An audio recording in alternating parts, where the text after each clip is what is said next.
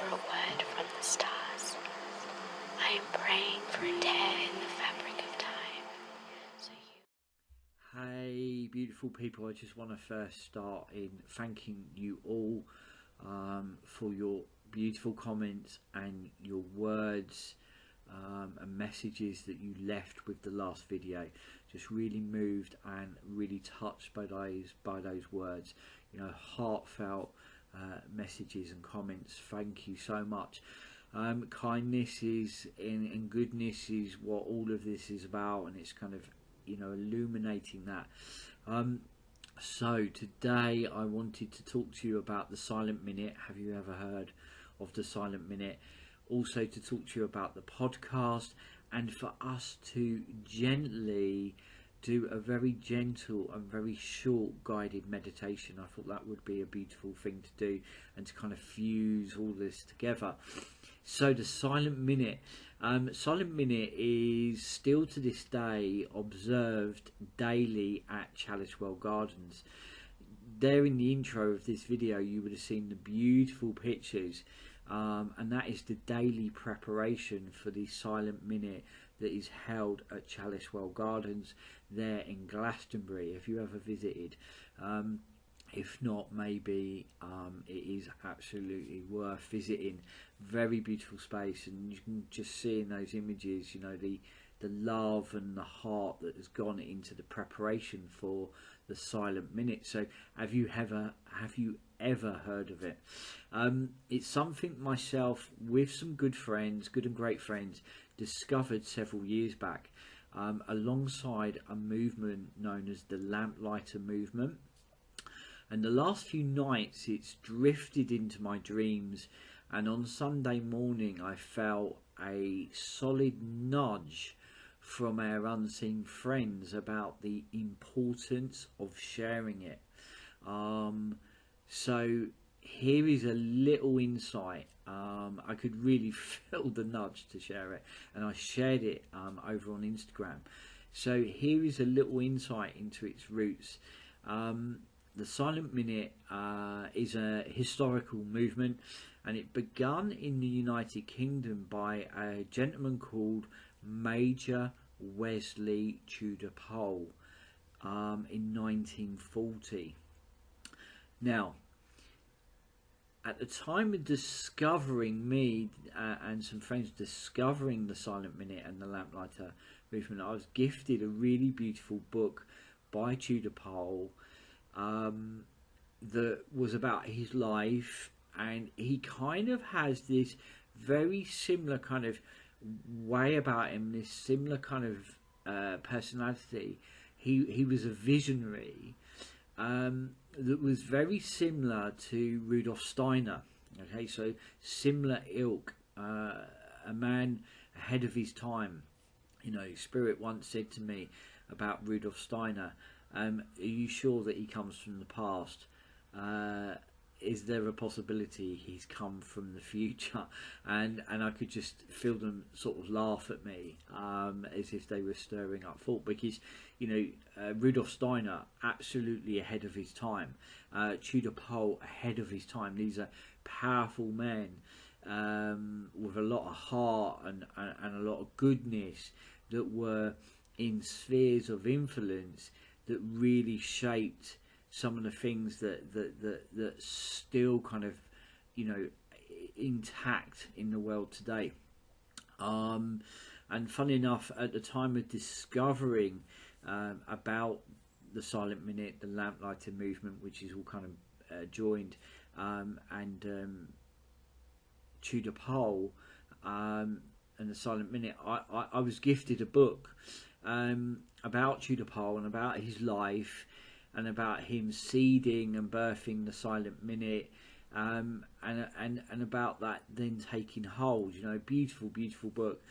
And I really should have known that that this was going to take hold, because a couple of weeks ago I was trawling through like a thrift shop. Had a bit of time, and I was just trawling through this thrift shop, and I was walking back from running some errands, and I was walking back, and and I kind of thought, oh, I'm going to pop in there. My intention was I was going to pop in there and see if there was any jazz vinyl laying around. You can see my little record player there behind me. And I thought, oh, I'll just pop in there, see if there's any jazz vinyl hanging around. And I didn't find any jazz vinyl, but what I found was this beautiful, beautiful book, hard copy book, that's in just beautiful condition, and it is Letters from W. Tudor Pole to Rosamond Lineman. And these are letters between Tudor Pole and Rosamond, and they've got date stamps on them, and it looks like the book was published in the 70s, but the letters go back to the 60s and the 50s, and they're just sharing this correspondence, and then it got put into print. So I found that only a couple of weeks ago, and I really should have taken that as a clue because when I went to walk past that, it was like, oh, I need to go in there, and then I thought to myself, oh yeah, look for some vinyl, but I didn't find the vinyl, but I found this and it jumped out at me, and I thought, oh, Tudor Pole. So Tudor Pole, the historic movement was begun in the United Kingdom by Major Wellesley Tudor Pole in 1940, and believe it or not, it continues today as a London-based charity, following on from like its revival by a lady called Dorothy Forster. Now, Tudor Pole, without a doubt, was a visionary, and during the Second World War, people would unite in meditation, prayer, or focus, each according to their own belief, and consciously will for peace to prevail. This dedicated minute received the direct support of King George, of Sir Winston Churchill, and his Parliamentary Cabinet. It was also recognised by US President Franklin Roosevelt at the time, and it was observed on land, at sea, at the battlefields, in air raid shelters, and in hospitals. And with Churchill's support, and that was the thing, Tudor Pole was a man of influence. He was in some very influential spheres, and he was able to kind of grab the ear of certain people. And with Winston Churchill's support, the BBC on Sunday, November the 10th, 1940, began to play the bells of Big Ben on the radio as a signal for the silent minute to begin. Okay, can you imagine that? So there, Big Ben chimes, and it was a signal for, on the radio, all these people gathered around the radio just before 9 p.m. And Big Ben chimed on the radio, and it was a signal for the silent minute to begin. And some people have continued the habit of the 9 p.m. prayer ever since the Second World War. But then, you know, in modern times, they've diverted their focus to different areas of the world wherever there was conflicts currently ongoing. And apart from these few people, the practice had been largely forgotten by the British public for almost half a century, until Dorothy Forster revived it. What an incredible thing. So I feel, you know, the nudges within the dreams, the book in the last few weeks, and that, you know, those of you know me and have followed me for some time, you'll know that those kind of you know, experiences drop into my world, and I'm just like completely still in awe of them all these years and years and years later of having these most amazing experiences. Sometimes they're really uncanny and they're very surreal, like my experience of the bike. Some of you know that. You know, it's just like, you know, these things are never by chance. And you know, Spirit have a saying that all information is information. So for me, really, you know, if I was paying maybe even more, although I was, but if I was paying even more attention, I might have got a hint of maybe what was to come. Yeah, I remember at the time thinking, that's funny, Tudor Pole, Silent Minute, and you know, all that conflict was brewing up in the background. You know, it's like these pieces of information, you know, all information is information. These pieces of information actually do join up.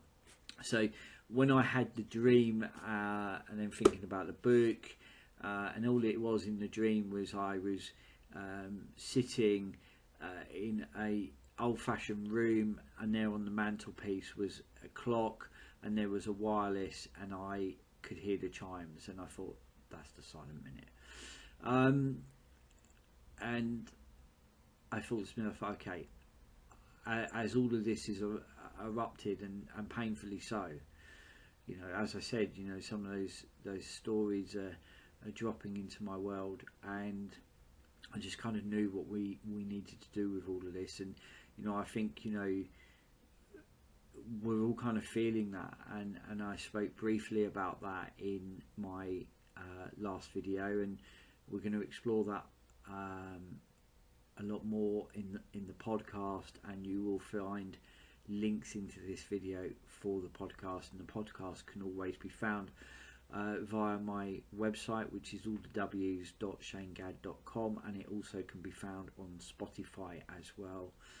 And we're going to kind of be exploring some of the deeper threads of what we're feeling, and how we can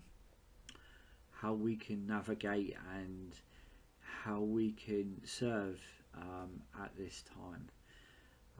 So I really do believe that alongside lighting a candle, I truly believe the power of the Silent Minute can really take hold. You know, do not ever underestimate, you know, the power of your prayer and your intention. And as I said in the last video, you know, prayers show up in many ways. They show up in many ways. So who will join me 9 PM UK time each evening for 1 minute? Light a candle, hold the intention. Maybe together we can hold that light and spread this goodness far and wide. So who's going to join me? Now, I mentioned about the podcast. Now let's just spend a few minutes in a collective guided meditation. So I invite you to get comfortable. I invite you to get comfortable and to very gently place your hands on your heart and take a nice deep cleansing breath. Just take a nice deep cleansing breath, just allowing that energy to come home, to come back to self. Really important, especially in these times. And take a nice deep cleansing breath in through the nose and out through the mouth.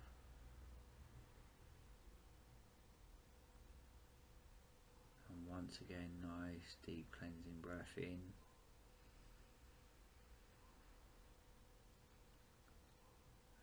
gently, very gently.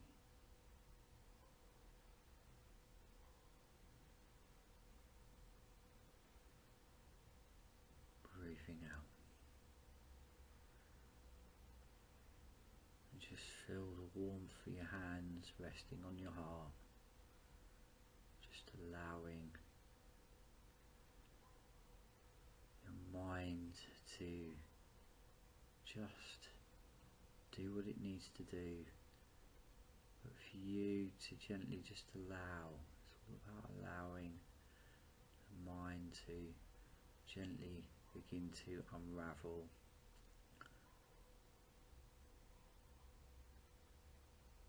and for you to rest into that breath, into your hands resting on your heart,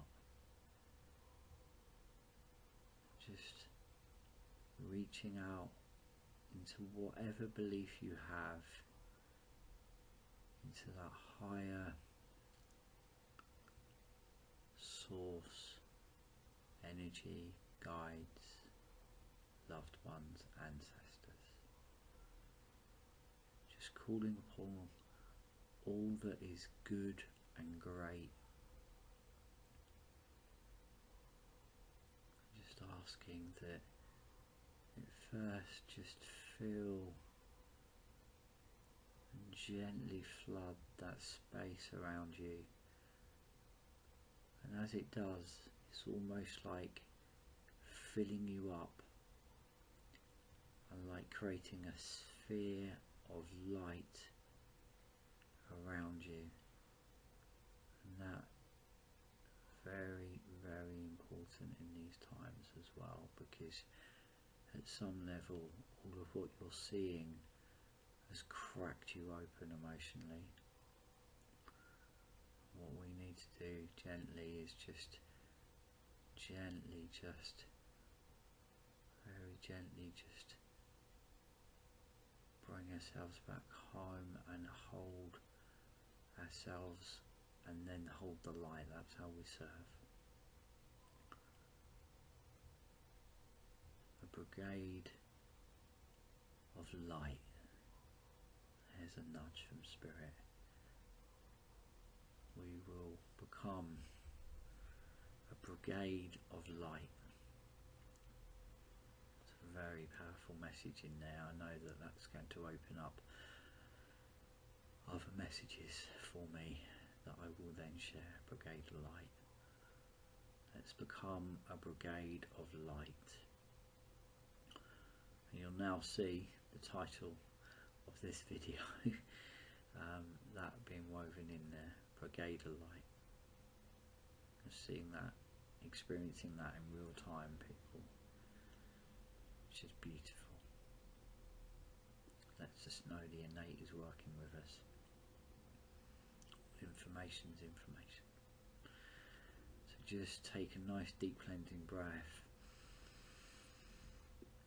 Just feel that sphere of light building. It's like divine will, which is your strength, your values, your beliefs, your value system, your divine will. It's your resilience, it's your grit, it's your strength, it's your determination.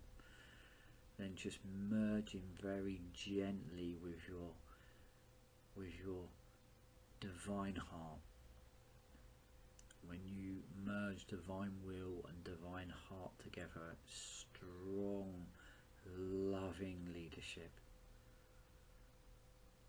That is the brigade of light.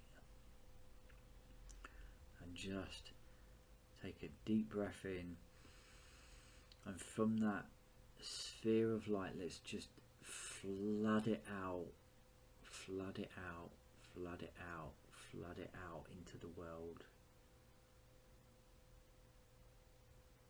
Just flood it.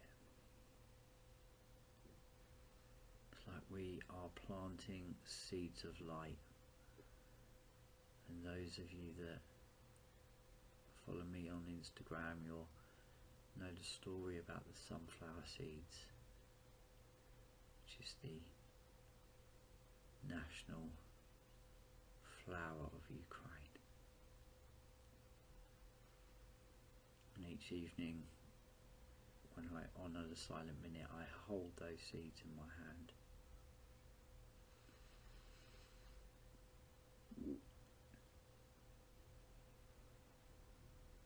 Very gently, you can place your prayers in and very gently just start to bring yourself back to self.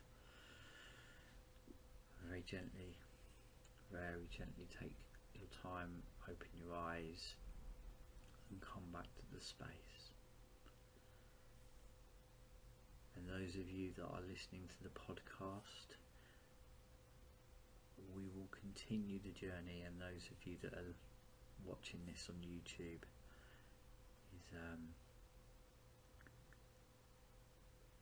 just take a moment, allow yourself to come back to the everyday, and just maybe that's placed a little bit of a seed intention of how you could meet the silent minute each evening at 9 p.m. when you can. It's not something that you have to you have to hold harsh and hard, but maybe even if you're around friends, you've gone round to have supper with friends, or you're on a call with someone, you Zoom with somebody and you look up and it's like 9:01, it's just maybe share with them the story and maybe just invite them to join you in that minute. It's a minute, isn't it? But together I do believe we can become that brigade of light. So I'm going to leave all that with you, and until next time, and those of you that are listening in via the podcast, we will continue the journey.